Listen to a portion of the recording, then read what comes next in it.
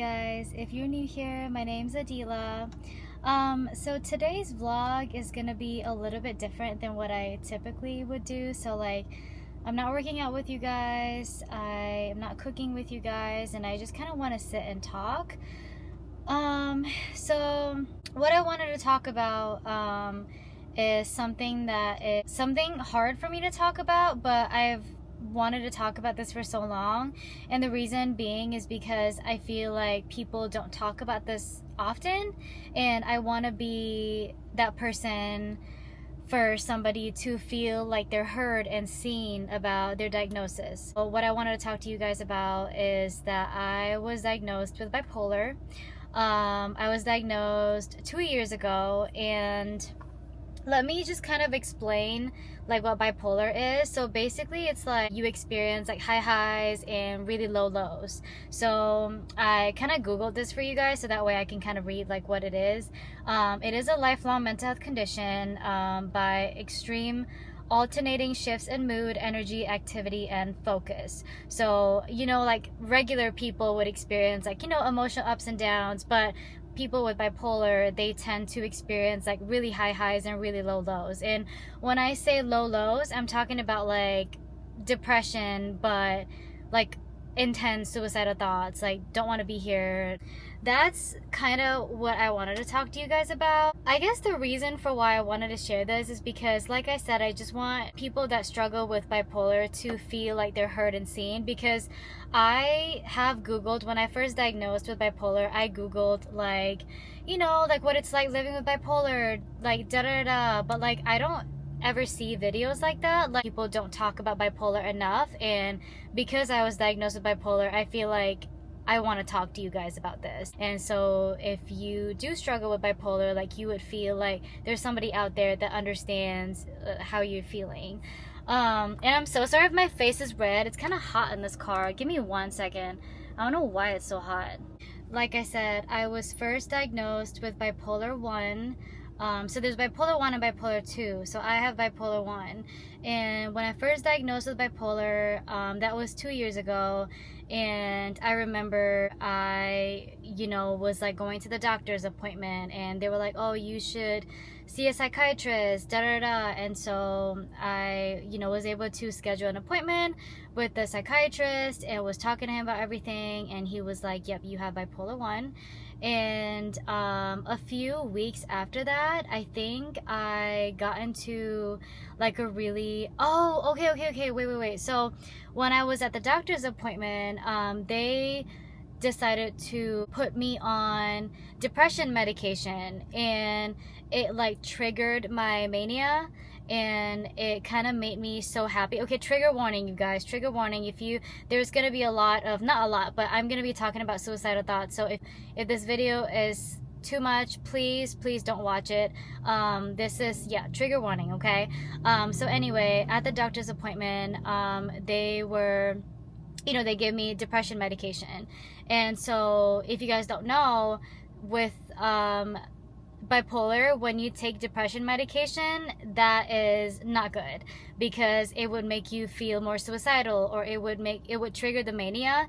So in my case, when I took the depression medication, I don't want to share what it is, because different people, have different bodies, and it works differently for everybody. So I don't want to share what medication that I took. But when I was taking that medication, I was so happy, but I wanted to die. It was very confusing. It was like I felt like my heart would race a lot. Like, I would just feel so happy, but then I wanted to die. So I was talking to my doctor about that. I was like, hey, like, this is not working, da da da. And they were like, okay, stop the medication, please meet with the psychiatrist. It was something like that. I don't remember the whole thing, but I think that's how the timeline goes. Anyway, I ended up meeting with the psychiatrist, and he was like, okay, so you have bipolar. And I was like, okay, like, what do I do? And so he put me on medication. But I think a few weeks after that, I was still feeling suicidal a lot.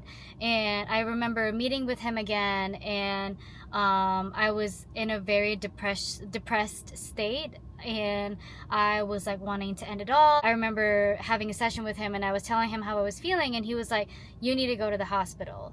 And that was a very like difficult time because, like, you guys know, like, I don't have family here, so it's like, I went through all of that with my boyfriend, which is now my husband. But I went through all of that with my boyfriend, sorry. And so he took me to the hospital, and I was admitted, and I think I was there for about maybe 4 to 5 days. And um so yeah, and so from there I started taking this medication. And when you're in the hospital, they're able to kind of like monitor you for like side effects and things like that. So um that's kind of what we did, and I'm put on this medication that I'm still currently taking. It's been working pretty well. For a moment of time, like, I didn't have suicidal thoughts. I was doing really good. Like, when I have like my low lows, it's not super low. It's like, oh, like, I'm feeling sad today, but I don't want to die. Do you know what I'm saying? And I guess I can say, like, recently I've been going through just some family issues, some family issues, and that kind of brought me into a spiral. And I started to feel those episodes again, like the episode that I had when I was hospitalized. I was experiencing that episode again, and I was like, I'm ready to end it all. I don't want to be here anymore. Da da da. This is too much. This is too stressful. I had an emergency session with my psychiatrist and my therapist, and he was like, okay, we're going to increase your dosage as of right now because you need to be stabilized. And he was like, like, it was a high stress situation for me, and that's why I was kind of like spiraling again. And so I started taking kind of double dose of what I was taking before. Like, when I was hospitalized the first time, I was taking like two types of medication, 2 tablets for one of them, and then 1 tablet at night. And then now I've increased to, like, I'll take a total of like 6 pills. I know it sounds a lot. But I take 2 in the morning, 2 like later that day, and then 2 before bed. So this is just to stabilize me, is what he said. He said that we're going to, continue to check in and kind of see like how I'm doing after the double dosage, see if I've been feeling better. Like, we can go back to like my typical dose. Second episode that I have, due to like the family issues that I was going through, was not hospitalized, and it was because I had an emergency session with my psychiatrist, with my therapist, and then I was feeling a lot better. I would just say that, like, for me, what helped me the most to live with bipolar is definitely medication. I think that I definitely needed the medication to kind of stabilize my mood a little bit, because I would feel like really high highs and really low lows. And I think for me, the scariest part is probably the low lows, because it's probably the low lows, because when you feel so low, like, you like start feeling suicidal, and that's just scary for anybody. So yeah, so that's hard. I'm not sad right now. This is hard to talk about. But yeah, so back to the coping skills. Definitely medication.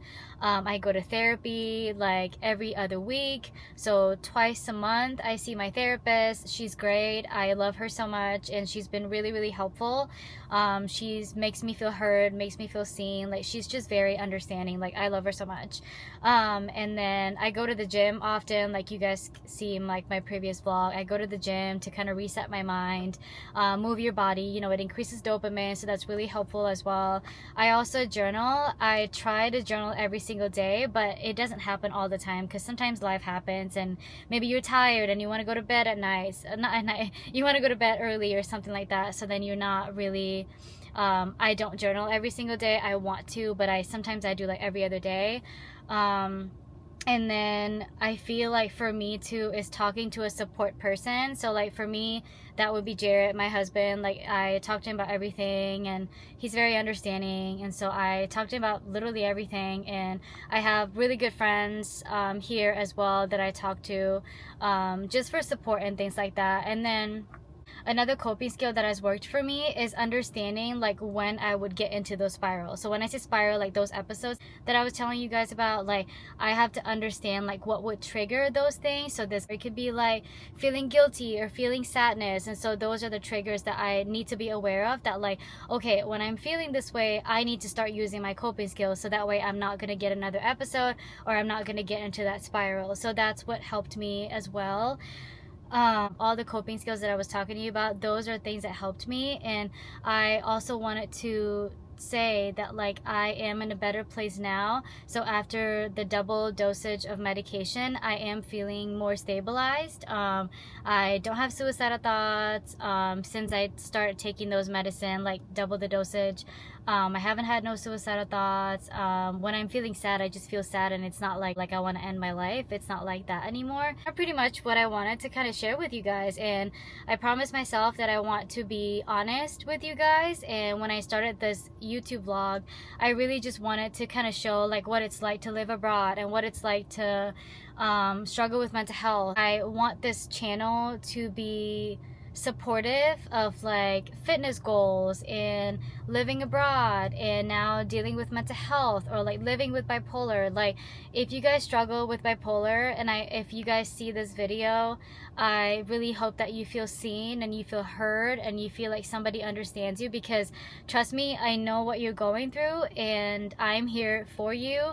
And so if you have any more other questions for me regarding like bipolar or just anything in general, like please comment and we can support each other. And that's kind of the goal of why I'm sharing this, because I wanted to talk about like what worked for me and what are coping skills that I use. And so I'm hopeful that that would help any of you guys to, like, even if you have depression, and I feel like the stuff that I mentioned, hopefully that is helpful in some way. And that's really why I wanted to talk to you guys about this. So I hope you feel heard and you feel seen and you feel supported.